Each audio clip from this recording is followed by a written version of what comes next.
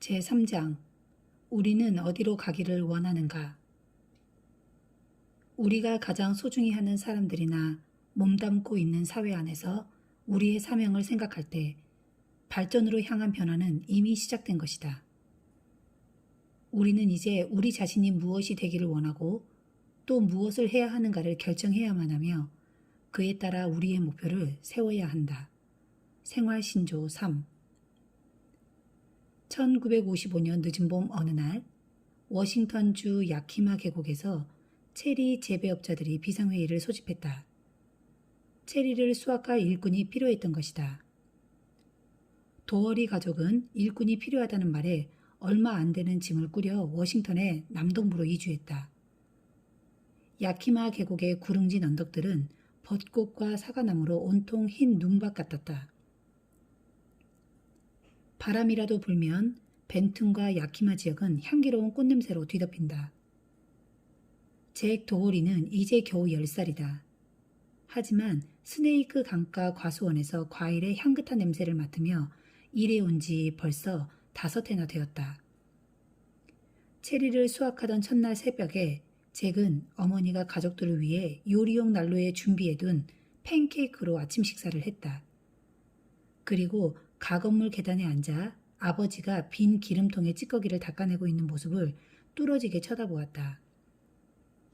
그의 아버지는 투박하고 거친 손에 들려있는 잘 드는 칼로 캔 양쪽에 구멍을 내어 그 구멍 사이로 녹슨 철사를 꿰었다.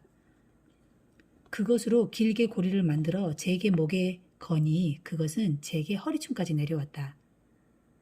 안성맞춤이군. 잭의 아버지는 자신이 만든 것에 만족한 듯 뒤돌아서 중얼거렸다. 재배업자들 트럭의 시끄러운 경적 소리가 새벽의 고요함을 깨뜨렸다. 어머니는 잭을 데리고 과수원 가까이 있는 자갈밭으로 갔다. 잭은 짙은 자줏빛 과일들이 주렁주렁 매달려 있는 아래에 고개 숙인 듯 체리나무가 있고 그 밑을 걸어 다녔던 기억이 아직도 난다. 난 키가 작았지만 발끝을 세우고 서면 내 작은 기름통을 채울 만큼의 체리를 딸 수 있었어요. 처음 며칠 동안은 체리의 반은 통에 넣고 나머지 반은 내 입속에 넣곤 했죠.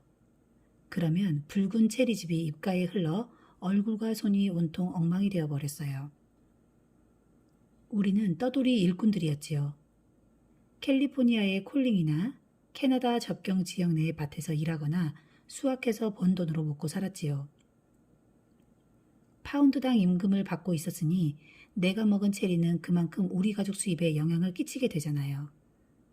우리는 움막집이나 텐트 아니면 덥고 통풍이 안 되는 트레일러에서 호스로 샤워하며 변기를 가지고 다니면서 살아왔어요.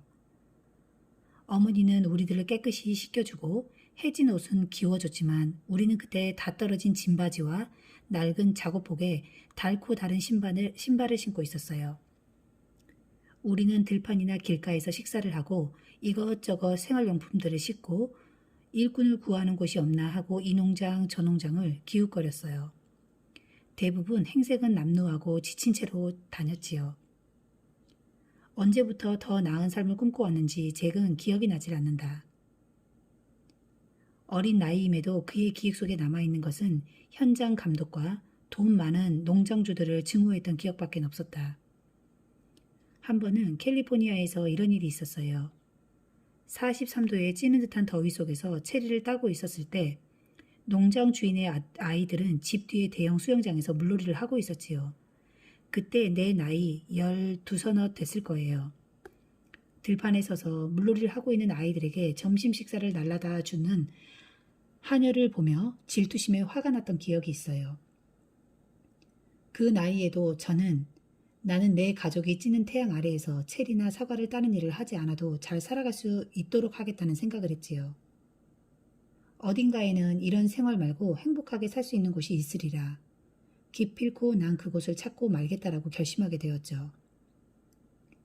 떠돌이 노동자로 살아온 우리 부모님들은 평생을 열심히 일을 해오신 분들이지만 제가 원하는 것은 그것만이 아니었어요. 제 욕심은 다른 데 있었지요.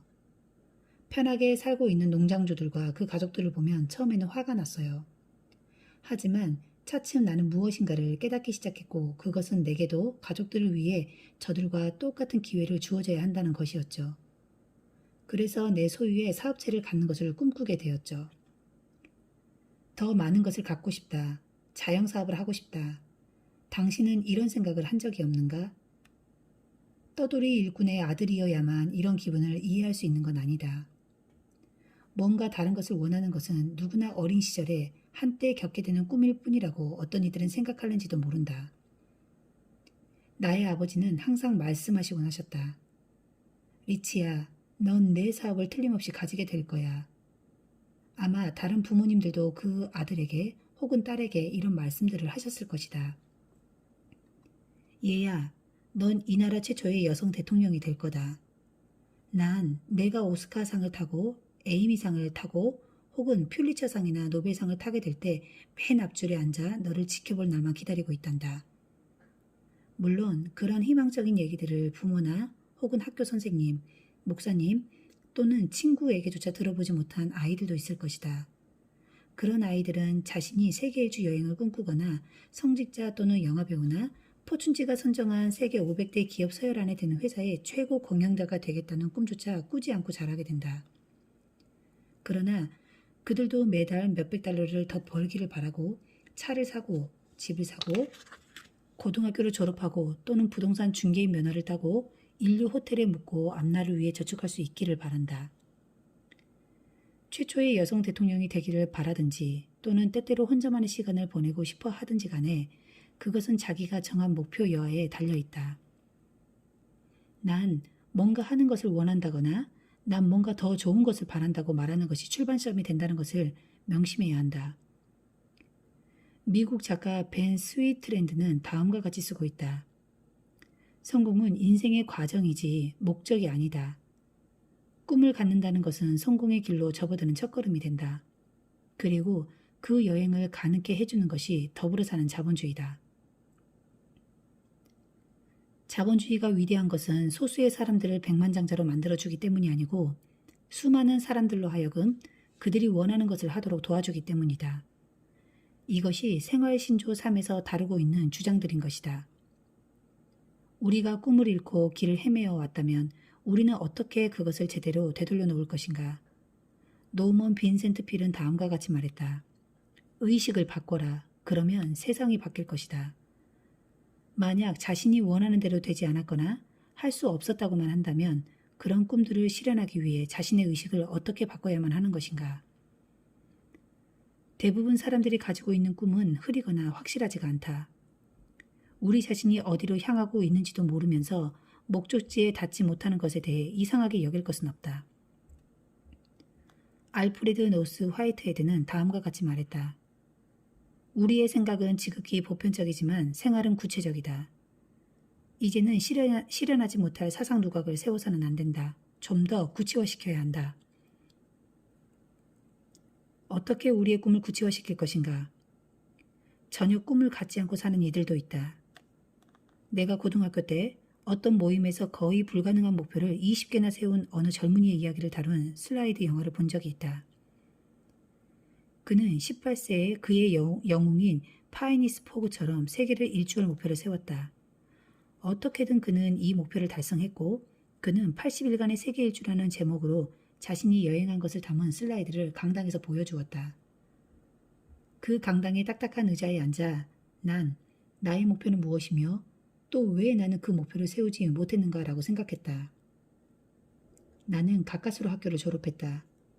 성적은 중간이었고 출석률도 보통이었다. 선생님이나 교장 선생님이나 누구도 나를 특별히 기억하시는 분은 없으셨고 사실 나 자신도 마찬가지였다. 그러나 강당에서 그 영화를 본 날 밤 나는 스스로 나의 목표를 세우기 시작했다. 대부분 사람들은 수동적으로 살아간다. 매일 아침 아무 생각 없이 눈을 뜨고 그날 하루 아무것도 한 것 없이 또 잠자리에 들어야 한다면 이런 인생은 복종하기만 하는 고역에 불과하다. 부모가 원하는 대로 하고 선생님이 내준 숙제만 하고 사장이 지시한 대로 또 가족이나 친구들이 우리에게 기대하고 혹은 교회나 나라에서 요구하는 대로만 행한다. 우리의 도덕심도 법이 무섭기 때문이고 자선검도 세금 공제액 때문에 하게 되는 상태라면 우리의 삶은 무엇 때문에 있는 것일까? 작가이며 연기자인 그리고 자선가이기도 한 빌 코스비는 이런 점에 대해 다음과 같이 말했다. 성공의 열쇠가 무엇인지는 저도 모릅니다. 하지만 실패하기 위해서는 어떻게 하면 되는지는 알고 있습니다. 모든 이들을 만족시키려고 노력하면 됩니다. 우리는 우리 인생을 살고 있는 것이다. 시간은 가고 있고 시계를 보는 동안에도 초침은 움직이고 있다. 하던 일을 멈추고 종이와 펜을 꺼내 맨 위에 다음과 같이 써보자. 나의 인생의 목표는 무엇인가?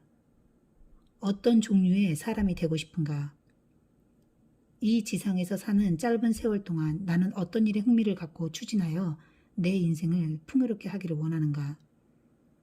목적을 달성하기 위해 오늘 내가 해야 할 일은 무엇이며 다음 주 혹은 내달, 내년에 해야 할 일은 또 무엇인가? 지금 생각해보자.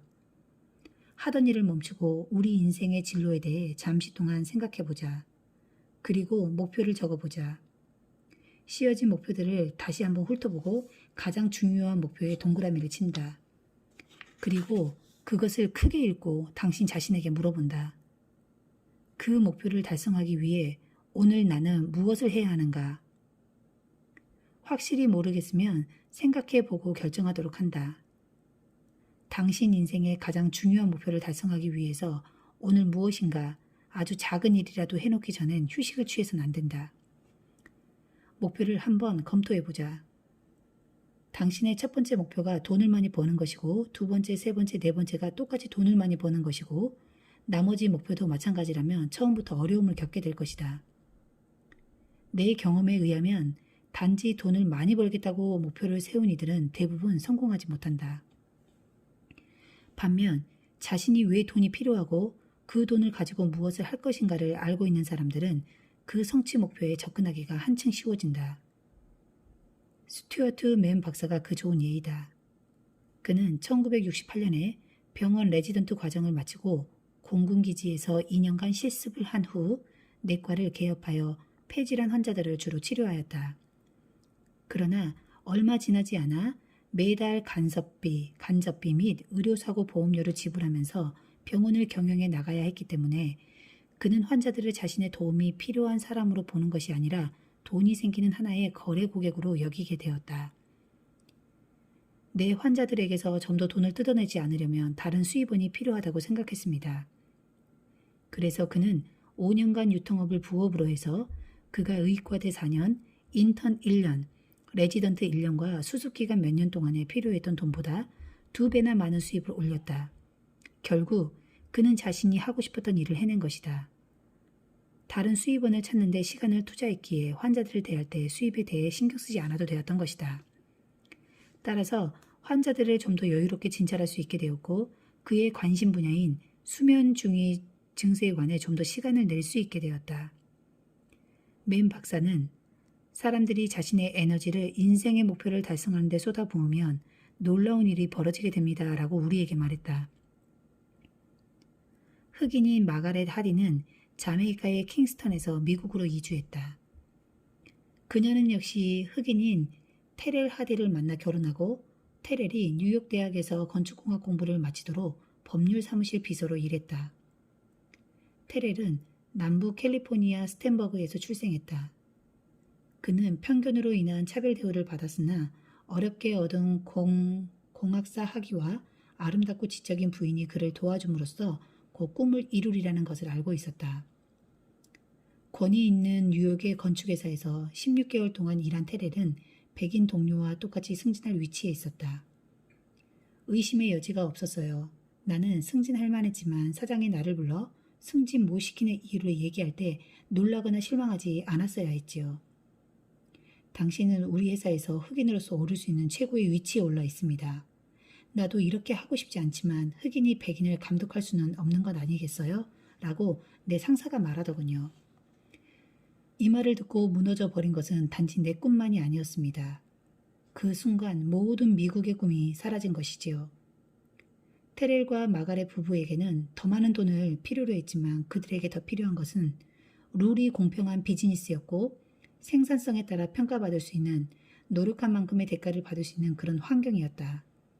지금 두 사람은 이 사업을 하여 그들이 꿈꿔왔던 것보다 더 많은 돈을 벌고 또 남을 돕고 있다. 레이프 존스는 검안사 일을 하다가 이 사업을 시작했다. 그는 아이들을 제대로 키우기 위해 8번이나 걸리는 의학 학위를 땄고 도움이 필요한 사람들을 치료해주고 여분의 수입을 올리기를 바랐다. 그러나 보험료는 더 비싸지고 정부의 간섭은 많아졌으며 경상비 지출이 많아져 오랜 시간 동안 열심히 일했는데도 기분은 고사하고 가족들을 위해 쓸 수 있는 돈마저 줄어들었다. 그의 부인 비벌리는 재능 있는 음악가로 대학에서 음악교수로 재직하고 있었다. 그러던 그녀가 이 사업을 시작한 것은 다음과 같은 이유에서였다. 기독교 계통 학교의 선생은 수입이 많지 않아요. 두 아이를 키우기 위해 나는 돈이 더 필요했죠. 경제적 도움도 주면서 음악에 재능 있는 아이들을 가르치고 싶었어요. 바쁘게 살면서 아이들을 잘 키우고 사업을 성공시키는 것이 쉬운 일이 아니었음에도 비벌리와 레이프 존스는 절실하게 도움을 요하는 사람들을 위하여 쓸 수 있는 돈과 시간을 낼 수 있게 되었다. 그들은 음대생과 운동선수들을 위해 장학금을 내놓았다. 운동기구를 싸게 파는 상점을 열고 동구권에서 서구로 공부하기 위해 온 젊은 지휘자들을 돕고 오레곤 대학의 바하 페스티벌에서 유럽 출신의 음악가들에게 보조금을 지급하였다. 스튜어트 맨 박사, 테렐과 마가렛 부부, 그리고 레이프와 비벌리 존슨의 이야기는 돈을 버는 것에 관한 것이 아니다. 이미 언급한 대로 더불어 사는 자본주의가 위대한 것은 소수의 사람들을 백만장자로 만들어주기 때문이 아니고 수백만의 사람들이 자신이 원하는 대로 성취하게 해주기 때문이다. 이런 이야기를 한다고 해서 꼭 우리들의 사업을 권유하는 것은 아니다. 아메이 이외에도 더불어 사는 자본가가 성공할 기회는 이 세상에 수없이 많이 있다. 맨 박사는 단지 돈을 버는 것만을 원했던 것이 아니다. 그 환자들을 동정을 가지고 대할 수 있는 그런 의사, 그리고 희귀한 병을 앓고 있는 사람들을 도울 수 있는 의학 연구를 하는 의사가 되고 싶었던 것이다. 마찬가지로 마가렛과 테렐 하디는 불공평과 편견에서 벗어나 그들이 자부심을 가지고 행복하게 할 수 있는 일을 원했다. 비벌리와 레이프 존슨 또한 단지 돈을 벌 목적으로 일을 시작한 것은 아니었다. 그들은 돌보아야 할 자녀들이 있었고 오레곤주와 온 세상을 돕겠다는 명분을 가지고 있었다. 더불어 사는 자본주의는 돈을 버는 것에 관한 것이 아니고 자유롭게 자신이 원하는 모습이 되어 원하는 일을 하는 것이다. 기회는 항상 있습니다. 라고 테렐 하디는 말한다. 포기하지 마세요. 때가 있을 것입니다. 그때를 맞기 위해 미리 준비를 해야 합니다. 때가 왔을 때 그냥 지나치게 두어서는 안 됩니다. 우리는 우리가 믿는 것을 꽉 잡았고 그것에 매달려 그것이 우리에게 주겠다고 약속한 것을 주도록 만들었습니다. 그게 전부입니다. 맨 박사와 하디 부부는 여분의 돈을 원한 것은 심오한 인간적인 목표를 달성하기 위함이었다. 인생에서 무엇을 하고 무엇이 되기를 원하는가? 위대한 목표는 위대한 신념에서 나온다. 당신은 무엇을 믿고 있는가? 우리 인생에 박차를 가하여 목표를 이루도록 이끌어줄 가치는 무엇인가? 한 세대 전만 해도 만약 길거리에서 어느 행인에게 가장 소중하게 생각하는 사회가 무엇인가 묻는다면 그는 다음과 같은 순서대로 대답했을 것이다. 하나님, 국가, 가족, 친구, 학교, 직장. 대개 이런 순서대로 대답했을 것이다. 그러나 월남전과 워터게이트 사건, 월스트리트, 그리고 TV 복음 전도사들의 추문이 나도는 요즘같이 떠들썩하고 냉소적인 시기에 와서 그 대답은 변했다. 여론조사에서는 제대로 드러나고 있지 않지만 그렇게 신임을 받던 정부를 위시하여 다른 여타 사회 제도들은 점점 국민의 믿음을 잃어가고 있다. 미국인의 98%가 하나님을 믿고 있기는 하지만 주요 종파의 교세는 점점 약화되고 있다. 그 실례로 성공회 뉴스 서비스의 보고에 따르면 성공회 이전 교단이 심각한 재정적 위기에 몰려 교회 전도 사업을 다시 한번 검토해 보아야 한다는 것이다. 현재 성공회는 예산을 5% 삭감하고 인원 채용과 봉급 인상을 동결시켰다. 장로회도 인원 채용을 동결시켰고 적립해 놓은 돈을 꺼내 쓰고 있는 실정이다. 줄어들고 있는 항공과 계속해서 목돈이 들어가는 지역구 집회 모임으로 인해 현금 유통은 바닥이 날 판이다. 1490만 신자를 가지고 있는 침례교회도 마찬가지여서 연간 8% 내지 13%까지 늘어나던 수입이 현재 국내 물가 상승률을 감당해내지 못하고 있는 실정이다. 교회 신도들과 헌금이 점점 줄고 있긴 하지만 정치단체는 그보다 더 크게 신뢰를 잃어가고 있다. 최근의 여론조사에 의하면 조사 대상의 35%만이 국회를 대단히 신임하고 있다고 대답했다는 것이다. 또한 상원의원과 하원의원의 성실성과 윤리성에 대한 신임도 조사 결과는 상원의원의 경우 76%, 하원의원의 경우에 대해서는 국민들의 79%가 평균 이하라고 대답한 것으로 나타났다. 미국 가정의 전통적인 형태도 점점 그 모습을 잃어간다. 한때는 이 사회의 버팀목으로 여겨지던 것들이 이제는 보기 드물어진 것이다. 1980년에서 90년대 사이에 이혼 증가율도 급격히 늘어 100%를 육박하고 있다. 이 수치가 그대로 간다면 놀랍게도 초혼인 사람들의 50%가 이혼하게 되며 결국 미국 아이들의 50%가 편부모 슬하에서 양육될 것이라고 한다. 결혼은 이제 더 이상 신성 불가침의 영역이 아니며 또 꼭 해야만 하는 것은 더더욱 아니라는 시각이 늘고 있다. 1970년에 미국인 아기들의 5%가 사생아였으나 1988년에는 그 수가 점점 늘어 26%가 되었다. 1970년에는 12%의 미국 아이들이 편모 슬하에서 양육되었는데 1992년에는 그 수치가 52%로 배가 되었다. 이 수치들을 들먹이는 것은 도덕적 기준에서 그것을 비판하거나 비난하자는 것은 아니다. 나는 비록 전통적 가족 형태를 옹호하는 입장이지만 때때로 아이들이나 상대방 배우자들이 계속해서 충돌이나 폭력, 성적 학대에 시달릴 때면 이혼은 그것을 막아주는 최선의 방책이 될 수도 있다고 생각한다. 나는 물론 모든 아이들이 강인하고 사랑이 넘치는 부모 밑에서 성장하기를 바라지만 양육권을 가진 편부모들이 씩씩하게 혼자서도 아이를 잘 키워내고 있는 것도 보아왔다. 부모들의 이혼으로 인한 아이들의 고통을 최소한으로 줄이기 위해 아이들 양육을 돌아가면서 효과적으로 해결하고 있는 애정 많은 부모들도 있다. 결혼뿐 아니라 친구 간의 우정마저도 미국 사회에서는 제자리를 잃어버리고 있다. 필립 아리스는 그의 책 유년기에서 가족 사회사에 대해서 다음과 같이 설파하고 있다. 직장에서나 가정에서나 요즘 우리들의 생활은 한때 우리 생활에 가득 찼던 친구들과의 친목 도모를 할 수 없게 하고 있다. 확실히 우리는 우정을 믿고 있다. 그러나 우리는 그 우위를 돈독히 다지며 살 수 있는 시간과 여력이 충분치 않은 것이다. 미국인들이 점점 하나님과 교회, 국가와 지도자뿐 아니라 부모와 전통적 가족 형태에 대한 믿음을 상실해감에 따라 우리들과 밀접한 관계에 있는 커다란 사회, 즉 학교와 직장에 대한 믿음도 잃어가고 있다. 옛날부터 우리가 가장 가치 있게 여겨왔던 제도의 목록에서 항상 마지막 순위에 오르던 직장은 이제는 아예 순위에 오르지도 못한다. 최근 조사에 응한 근로자의 33%는 다음과 같이 딱 잘라 말했다. 나는 내가 하는 일이 정말 싫고 지금 당장이라도 그만두고 싶다. 미국에서 가장 신뢰받고 있다는 사회인 교회나 군대에 대한 신뢰도도 인구의 약 50%만을 웃돌 뿐이며 대기업체는 미국 시민의 4분의 1 정도의 신뢰만 받고 있을 뿐이다.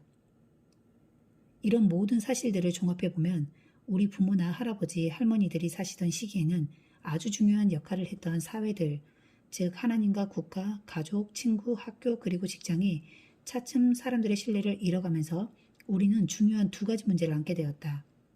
첫째, 예로부터 이런 사회들은 우리 인간의 가치관을 형성시켜주는 중요한 원천이 되었다. 이제 그런 사회가 없다면 어떻게 인생의 방향을 잡아갈 것인가? 둘째, 이런 사회들은 우리가 고통받을 때 우리에게 힘을 주어 더 강인하게 해주었다. 이제 그런 사회가 없다면 도움이 필요할 때는 어디로 가야 한단 말인가? 생활신조 3의 배후에는 인생에서 무엇을 하고 싶습니까? 라는 질문이 기다리고 있다. 당신은 더불어 사는 자본가로서 성공을 하기에 앞서 위 질문에 진지하게 대답을 해야 한다. 어쩌면 당신은 인생의 가치에 대해 깊이 생각을 안 해봤을지도 모른다.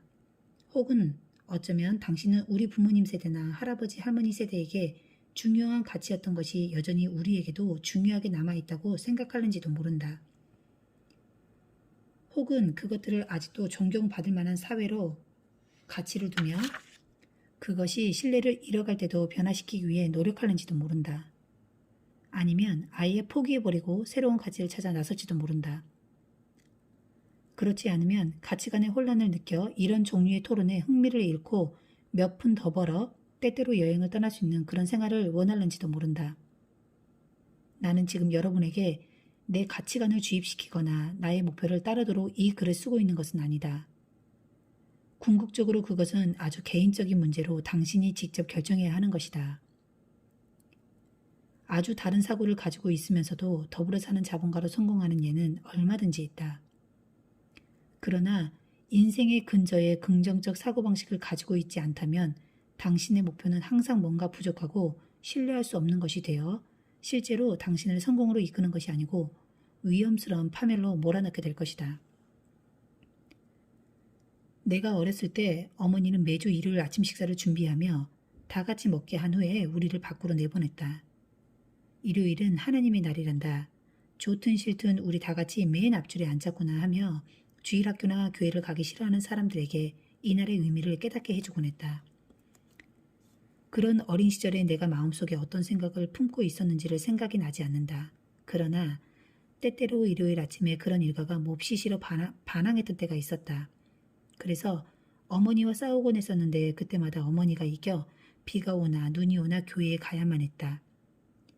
주일 학교에서 하는 공부, 찬송과 설교는 영원히 끝나지 않을 것처럼 지루하기만 했었는데 그 시절에 내 마음속엔 내 인생을 완전히 바꿔버릴 씨앗이 자라고 있었던 것이다. 부모님을 위시하여 수많은 목사님, 선생님, 집사님 그리고 지금은 기억 속에 없는 분들이 내게 인생에서 가장 중요한 선물을 남겨주셨던 것이다. 목표를 향해 나갈 수 있는 지표와 살아가면서 힘과 위안을 얻을 수 있는 터전을 마련해 주신 것이다. 어머님 덕분에 내 가치체계는 기독교 전통에 뿌리를 두게 되었다. 가장 위대한 계율은 무엇인가요? 한 젊은 변호사는 예수님을 향해 이렇게 묻곤 했다. 그는 무엇을 묻고 있는가? 생활신조 3에 나온 질문들이다. 인생의 의미를 찾기 위해서 난 무엇을 해야만 하는가? 내 인생의 목표는 어떤 계율과 어떤 가치를 기반으로 세워져야만 하는가? 예수님의 대답은 지극히 단순한 것이었지만 행하기 쉬운 것은 아니다. 하나님을 사랑하라. 그리고 이웃을 내 자신처럼 사랑하라. 나의 모든 가치는 그 계율에서 시작된다. 내가 세워둔 모든 목표는 그가 우리에게 준 강렬하고 명철한 해답 아래에서 검토되어야만 한다.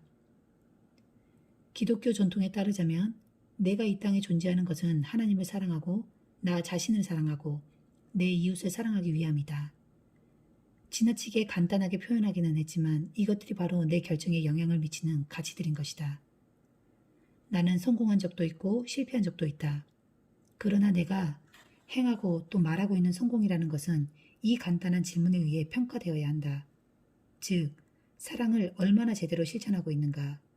한 국민으로서 또 한 국가로서 우리가 필요로 하는 위대한 개혁은 이 사회를 구성하고 있는 개개인이 다시 서로를 사랑하게 될 때에야 비로소 시작될 것이다. W.H. 오드는 말했다. 우리는 서로를 사랑해야 한다. 그렇지 않으면 죽게 된다. 서로를 사랑한다는 것이 어떤 의미인지는 정확히 나도 모른다. 혹 당신은 알고 있는가? 2000년 전에 사도 바울은 아래에 나오는 아름답고 교훈적인 이야기로 그것을 상세하게 묘사하고 있다. 내가 사람의 방언과 천사의 말을 할지라도 사랑이 없으면 그것은 소리 나는 굴이나 울리는 꽹과리가 되고 내가 예언하는 눈이 능히 있어 모든 비밀과 모든 지식을 알고 또 산을 옮길 만한 모든 믿음이 있을지라도 사랑이 없으면 나는 아무것도 아니요. 내가 내게 있는 모든 것으로 구제하고 또 내 몸을 불사르게 내어줄지라도 사랑이 없으면 내게 아무 유익이 없느니라.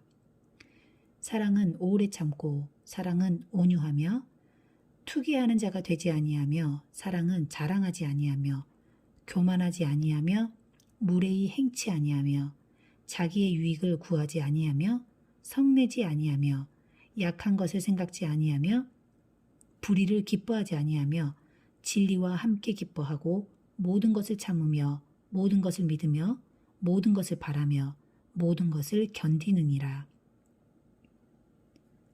사랑은 언제까지든지 떨어지지 아니하나 예언도 패하고 방언도 그치고 지식도 패하리라. 우리가 부분적으로 알고 부분적으로 예언하니 온전한 것이 올 때에는 부분적으로 하던 것이 패하리라.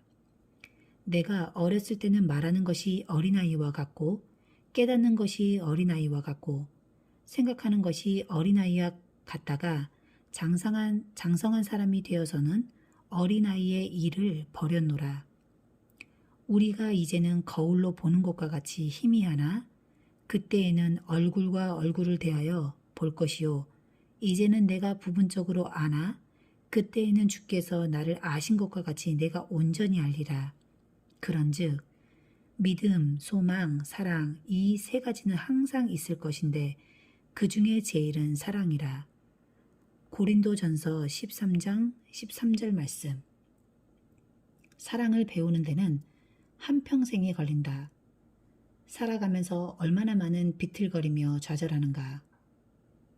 그러나 사랑을 갖는 것만큼 굉장한 선물은 없다. 사랑이란 우리의 목표를 세우고 우리의 행동을 좌우하는 토대가 되는 위대한 가치이기 때문이다. 더불어 사는 자본주의는 바로 여기서 시작된다. 즉, 더불어 사는 자본주의는 사랑을 토대로 한 자본주의라는 것이다. 더불어 사는 자본가는 최선을 다해 하나님을 사랑하고 그들 자신을 사랑하고 이웃을 사랑한다. 사랑은 다른 모든 가치의 기반이 된다. 이에 속담에 이런 말이 있다. 가난이 집안에 들어오면 사랑은 창문으로 날아가 버린다. 사랑에 대한 이런 말들이 바보 같은 헛소리에 지나지 않음을 더불어 사는 자본가들은 이미 알고 있다. 그들은 어떤 이유로든 도움이 필요한 사람들에게 사랑의 손길을 내밀며 말한다. 들어오십시오. 여러분들을 위해 여기 많이 준비되어 있습니다. 잭 도어리는 다음과 같이 어린 시절을 회상한다. 찌든 태양 아래서 하루에 10시간 동안이나 체리를 따곤 했었죠. 그때 돈 많은 농장주들과 현장 감독들이 얼마나 밉던지 조랑말을 타고 가는 그 애들의 멋진 모습을 볼 때면 꾀죄죄한 내 모습이 어찌나 창피하고 초라해 보였던지 하나님의 존재를 알고 있었다면 어린 시절 내내 우리 부모님과 내가 겪어야만 했던 불평등과 부당함에 대해서 하나님을 원망했을 것입니다. 14살 때 잭은 워싱턴 그랜드뷰 지방에 있는 커다란 감자 가공 공장으로 일하러 다녔다. 처음에 제가 맡은 일은 오래된 목조 용수로가 있는 밭에서 잡초를 뽑는 일이었어요. 쥐와 방울뱀이 그 용수로 홈통 밑에 숨어 있을 때도 있었지요. 잡초를 뽑으려고 손을 뻗칠 때마다 혹시 쥐가 내 손가락을 물지는 않을까, 방울뱀이 내 팔을 물지는 않을까 항상 두려웠죠. 16살이 되어서는 100파운드의 감자 푸대를 들어올려 트럭에 실는 일을 했죠.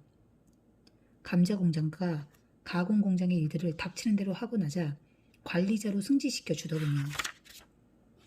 그러고는 곧 리타와 결혼했어요. 그녀는 농부의 딸로 네브라스카의 초원에서 자랐죠. 그 공장의 관리자가 된다는 것은 우리 가족 모두 생각지 못한 것이었습니다. 그러니 마치 내 일처럼 공장 일을 맡아서 해냈어요.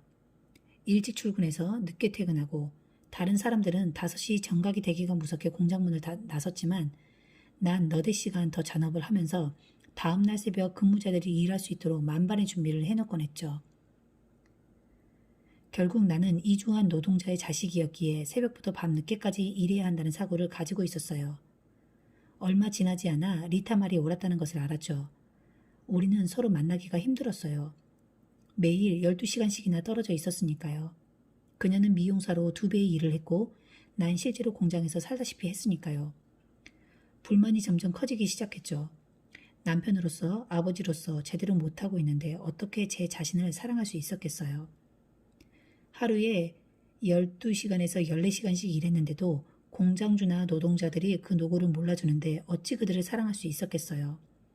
하나님과는 점점 멀어지는 생활을 하고 있었고 실상 하나님을 사랑하거나 원망할 시간조차 없었어요. 내 생활에서 하나님은 사라진 거죠. 잭과 리타는 그들의 생활을 되찾을 수 있는 자영업을 찾기 시작했다.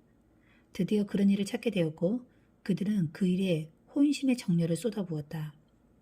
아메이의 디스트리뷰터들은 잭과 리타가 체리밭의 주인이나 감자 공장의 공장주에게서는 전혀 경험해보지 못한 사랑을 보여주었다. 이 사업을 하면서 만난 친구들과 동료들은 도우리 부부의 성공을 축하해 주었고 그들에게 잃어버린 시간에 대한 위로를 해주었다. 이 새 사업에서 성공하는 것은 쉬운 일이 아니었다. 그들 부부는 아메이 디스트리뷰터들에게 받았던 사랑을 그대로 고객과 새 그룹의 디스트리뷰터들에게 보여주어야 한다는 것을 곧 알게 되었다. 그래서 새 사업을 시작하면서 예전과 똑같이 시간과 정열과 희생을 쏟아부었다. 우리는 조그마한 아파트에 살았죠. 식탁에 앉아서도 모든 것이 손에 닿을 정도였어요. 우리는 꿈을 실현하기 위해 29달러와 몇 년 동안의 고된 노동을 투자했던 거예요. 처음에는 근무 시간에만 일을 하다가 차츰 밤에도 주말에도 일해야만 했어요. 결국 우리는 이 사업에 온 시간을 다 투자했죠. 처음에는 너무 힘들었지만 우리는 항상 함께였으니까 위로가 됐어요. 이 조그마한 사업이 현재는 연간 수백만 달러의 수입을 올려주고 있죠. 더 중요한 것은 이 소규모의 사업은 다른 누구의 것도 아닌 바로 우리 자신의 것이라는 데 있었어요. 이제 우리는 남들을 마음대로 도와줄 수 있게 되었고 그것도 우리가 전혀 생각지도 못한 방법으로 돕게 됐죠. 우리의 목표는 무엇인가? 평생을 두고 닿아야만 하는 목적지는 어디인가? 잭과 리타의 서로에 대한 사랑이 같은 목표를 정해서 같이 위기를 넘기고 그래서 변화할 수 있게 만든 것이었다. 그 과정을 겪으며 그들은 하나님과 이웃을 사랑하는 방법을 알게 되었다. 이주한 노동자의 아이는 이렇게 해서 수백만 달러의 연간 수입을 올리게 된 것이다. 이제 그의 아이들은 집에 수영장을 갖게 되었다. 잭과 리타가 시간과 돈을 들여 실질적으로 인생을 바꿔놓을 수 있는 방법으로 타인을 사랑하게 되자 그들이 다니는 교회와 이웃, 마을은 그들의 헌금으로 인해 훨씬 더 생활이 좋아졌다. 냉전이 한창 격렬해지던 1959년 케네디 대통령은 연설에서 이렇게 말했다. 위기라는 말은 한자로 두 글자입니다. 한 글자는 위험하다라는 뜻이고 다른 한 글자는 기회라는 의미를 가지고 있습니다. 우리 시대의 사회는 새롭게 변화하고 재구성되어야 한다. 우리가 새로운 해결책을 가지고 새 사회를 만들어 나갈 때 우리 앞에 당면한 문제들에 접근할 수가 있다. 과거에도 일대 위기가 큰 기회를 만들었으며 그래서 문명은 새로운 활력을 가지고 전진해 왔던 것이다. 만약 우리가 교회, 나라, 가정, 학교, 공장이나 사무실에서 다시 사랑을 찾고 또 실천한다면 우리 경제는 호전되고 국민들은 인생을 바꿀 수 있는 목표를 세워 서로의 도움으로 그 목표를 이루고자 노력하게 될 것이다. 잭 도어리를 기억하라. 이주 노동자의 아들로 태어나 찌는 태양 아래서 체리를 따며 어린 시절을 보내면서도 뭔가 더 좋은 것을 바랐던 잭 도어리를, 또한 리타 도어리를 기억하라. 네브라스카 농장에서 자라 그녀 소유의 사업을 해볼 꿈을 갖고 있었던 리타 도어리를, 도어리 부부는 더불어 사는 자본주의를 실천하며 더 나은 생활에 대한 그들의 바람이 마침내 이루어지게 된 것이다.